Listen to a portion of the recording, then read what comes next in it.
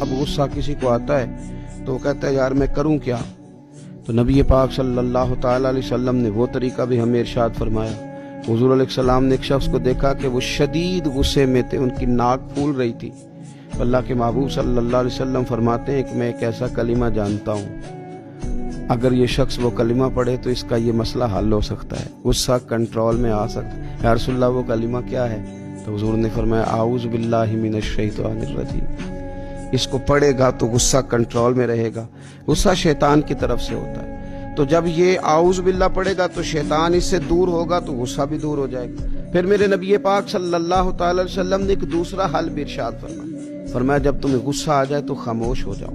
مسند امام احمد بن حنبل میں حدیث موجود ہے، اس لیے کہ جب آپ خاموش ہو جاتے ہیں تو بہت ساری ایسی باتیں جو غصہ آپ سے کہلوانا چاہتا ہے وہ رک جاتی ہیں، بہت سے ایسے کام جو غصہ آپ سے کرانا چاہتا ہے وہ رک جاتے ہیں، اور کئی دفعہ غصے میں آپ وہ کچھ کہہ دیتے ہیں اور ایسے لوگوں سے کہہ دیتے ہیں کہ لفظ بھی واپس نہیں آتے، اور ان بڑوں کی، ان معزز لوگوں کی، ان خوبصورت لوگوں جن کا ادب ہمارے ذمہ تھا، ان لوگوں کی ہم کچھ ایسی بے ادبیاں کر بیٹھتے ہیں جن کے پھر دل دوبارہ جوڑنے مشکل ہو جاتے ہیں۔